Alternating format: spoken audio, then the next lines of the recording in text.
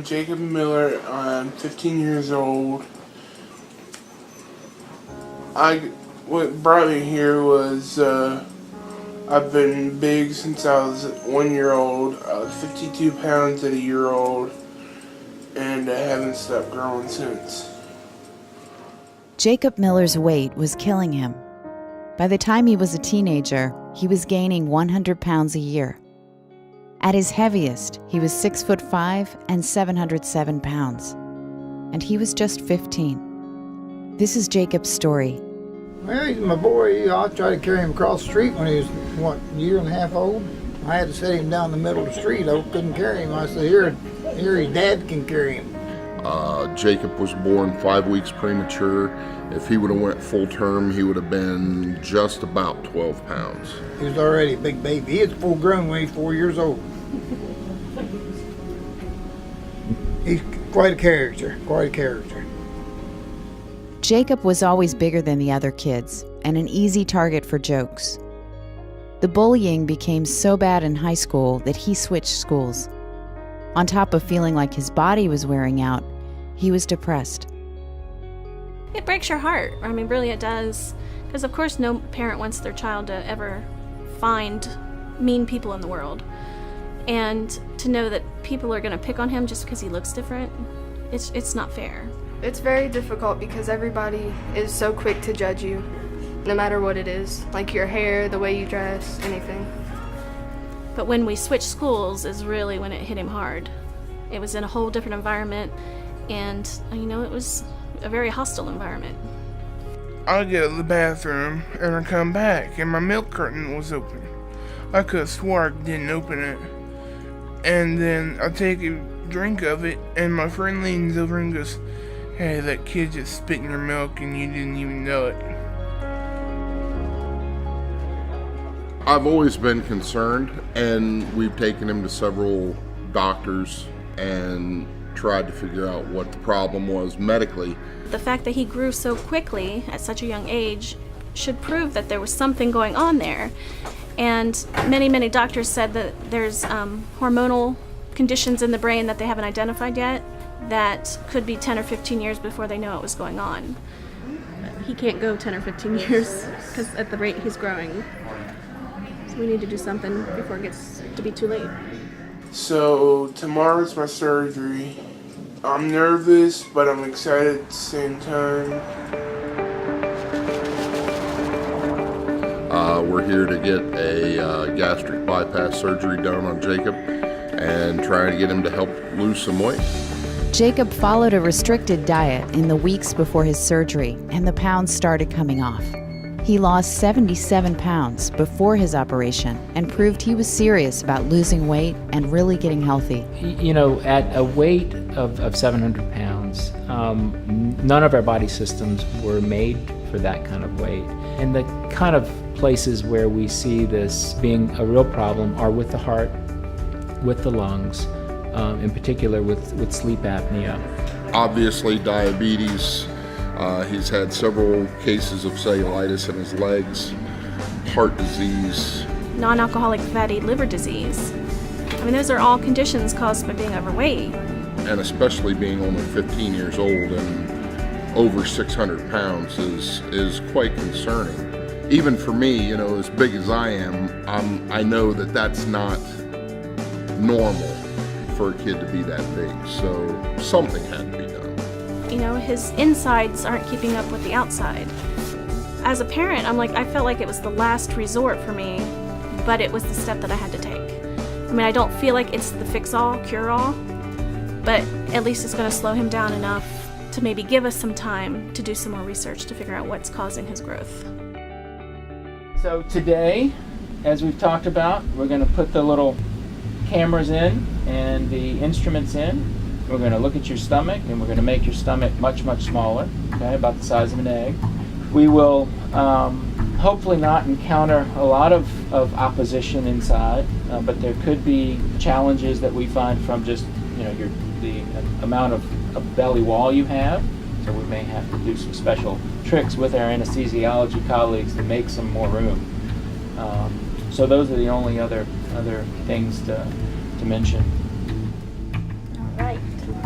Jacob Miller, date of birth 4/25/1998.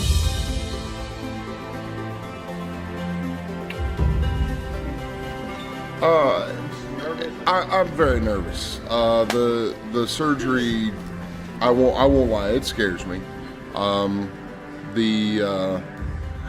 Obviously I want to do something for him to get his weight down, and if this is the extreme that we have to go to, then that's what we'll do, because whatever he needs done is what's best for him.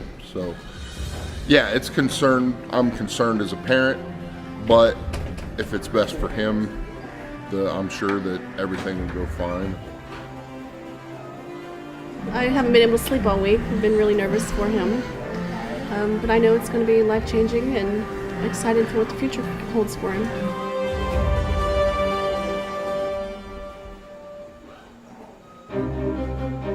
Beyond recommending changes in diet and exercise, doctors don't have many tools for treating severe obesity.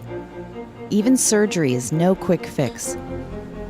Jacob and his family saw surgery as a second chance for him. It could be the turning point that would put him on the path to good health. A team of specialists helped prepare him for a life-changing operation. Then his surgical team got started on his transformation.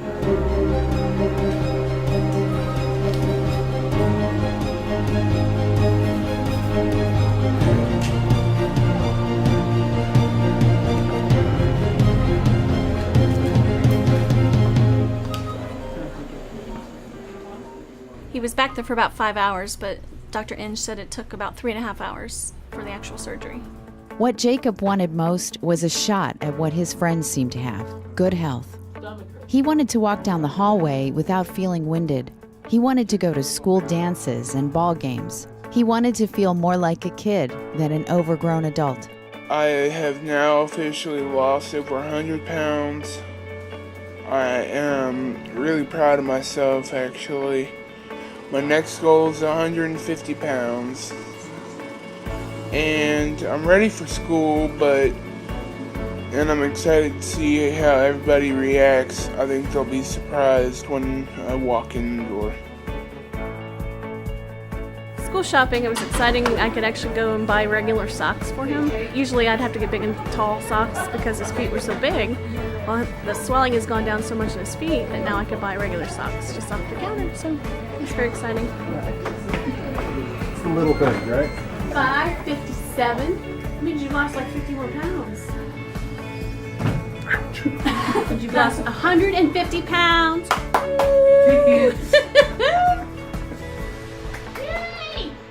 Jacob's step-grandfather used his late wife's last Social Security check to buy Jacob a YMCA membership. What is your diabetes medicine these days? They took me off. School's starting, right? Yeah. So do we have a plan for breakfast? Do we have a plan for what we're going to do for lunchtime? I think some of the challenges I'm going to have is eating my own lunch and not being able to eat the school lunch, because I really like some of the school lunches, but it'll be alright. I'll work it out. Jacob has changed a lot. Like, he's done really good with the new diet he's been trying to go by, and I know he was in and out of the hospital a lot. And for him to come to school every day and smile like he does, it's unbelievable. He's talked a little bit to me about some of the troubles he had at his old school. Here at New Miami, we're a pretty tight community. We accept people here, and our kids are very accepting of anybody. And now he's a Viking, so he's one of us. Hey, it's me. It's October 14th, 2013. I just wanted to say school's going great. Everybody's shocked to see my weight loss. I've lost 176 pounds. Alright. He's really outgoing. We went to homecoming together, and instead of sitting, he was like actually dancing and stuff, and it was like, what, huh? He's a dancer too? And he was like, I really can't dance, but I'm gonna try it. Something that people might not know is that he's very nice. Funny, awesome guy. It's great to be around. Good at everything. He's really smart. Jacob marked weight loss milestones with rewards like concert tickets, but his checkup 6 months after surgery was a real reality check. I've went down from a 10X shirt to a 5X shirt. I've went from 5X pants to like 3X pants. Weight loss can be a bumpy road. The scale and his care team didn't always tell him what he wanted to hear. You kind of hit a standstill, right? And what I said is, we're not going to cry over spilled milk. What we're going to do is identify, and we've identified some things, and now we're going to talk about how we're going to do it, how we're going to implement the plan that we have. Does that sound good? Okay. Jacob leaned on his dietitian, his family, and close friends for support when he fell short of his goals. I do. I think I have a lot more of support professionally, but I also think Jacob is more mature now, and he understands himself. I think things that are dry are very hard to digest. Your stomach doesn't have enough acid right now to break all that down. So I feel like it's not all on my shoulders as the parent. He's able to step up and say, I have to do this for myself. Mom's great, but she can't do it for me. Are you measuring your portions? So it's like he's still eating with his eyes instead of with his brain and stomach. So you get that measuring cup out that I gave you a long time ago, and you measure it, Jacob, and you stick with that cup. He's still a kid, but he has to realize that I can't do it for you. You have to do it yourself. You have to stick with your plan. Because now we know what happens when you don't stick with your plan, right? You get off track. And I think he's realized that now. And we're just hoping for the best. So you're just off track. You haven't fallen off the train. You're still on the train, okay? And we're gonna go in the other direction.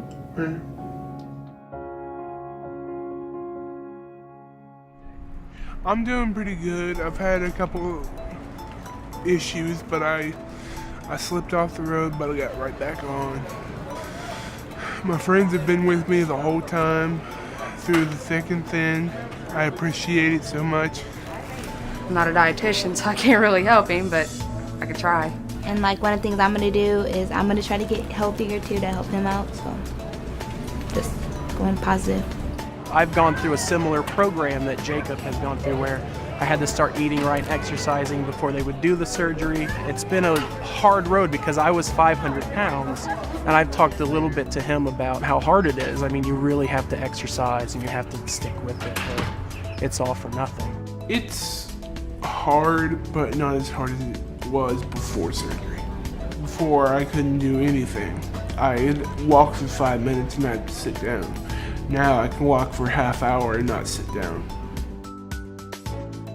Jacob really came to us with what I would say is a very unique form of childhood obesity. I would say the highest weight that we've ever seen. So it was quite literally a black box, unknown exactly how he would respond to surgery, how much more weight he would lose.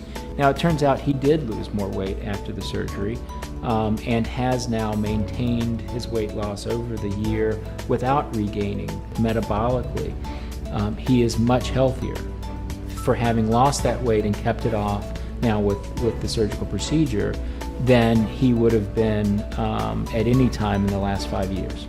Today, Jacob weighs 530 pounds. His diabetes is gone and his sleep apnea is better. He can fit into the front seat of a car, and soon he'll be in the driver's seat as he continues his journey. He's not done. He's got some ways to go, but at least he's going in the right direction. So it's a lifestyle change. You have to change pretty much everything about you, but it's a change for the better. You have to work for it. Promise? Mm-hmm. All right. Good job. Thank you.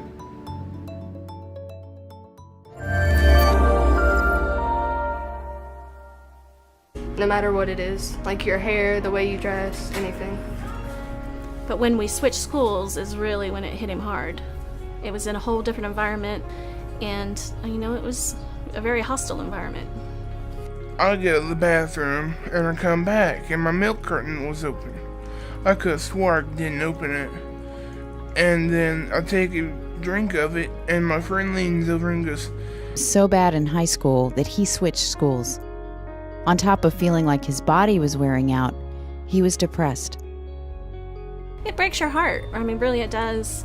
Because of course no parent wants their child to ever find mean people in the world. And to know that people are going to pick on him just because he looks different, it's not fair. It's very difficult because everybody is so quick to judge you. Jacob Miller's weight was killing him. By the time he was a teenager, he was gaining 100 pounds a year. At his heaviest, he was 6'5" and 707 pounds. And he was just 15. This is Jacob's story. Well, he's my boy. I tried to carry him across the street when he was, a year and a half old. I had to set him down the middle of the street. I couldn't carry him. I said, here.